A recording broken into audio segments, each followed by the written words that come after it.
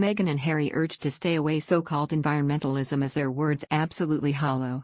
One cause that Prince Harry and Meghan Markle seem to be passionate about is environmentalism. The couple recently made a huge commitment to become eco-friendlier in their daily lives. However, a critic is calling their words hollow. World leaders have been gathering in Glasgow, Scotland, to attend the United Nations COP26 summit. The summit aims to make progress in the fight against climate change. Harry and Meghan did not attend COP26 with other members of the royal family. However, the couple joined in on the action with a public commitment for their charity organization, archie, to achieve net zero by 2030. Achieving net zero carbon emissions means making a series of choices over time to make that footprint as small as possible, while compensating for any remaining emissions through high-quality carbon removal projects, the statement read. As an organization, we will work with an independent consultant to track all archie-related activities from our inception, internet use, commutes, and electricity in home offices, for example, to understand our collective footprint. While some people praised the Sussexes, others did not respond positively to their statement. For example, writer Steerpike slammed Harry and Meghan in an article for British news outlet The Spectator. Steerpike wrote, "The couple's words ring somewhat hollow when one compares rhetoric to reality." Just last month the couple appeared on stage at the Global Citizen Live event, which promoted, in part, cutting American emissions in half by 2030. Hours later they jetted out of New York on a private plane to Southern California, a flight which should have emitted about 65 tons of carbon dioxide into the atmosphere.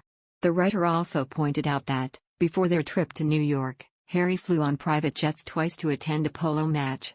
Additionally, in 2019, Duke of Sussex stayed on a gas-guzzling super yacht when attending a climate change summit.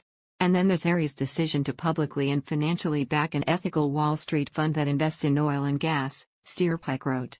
The £1 billion fintech firm Ethic was described by Meghan as a place where her husband's values aligned, but last month was revealed to be investing in the Baker Hughes company, which provides the oil and gas industry with products and services for oil drilling.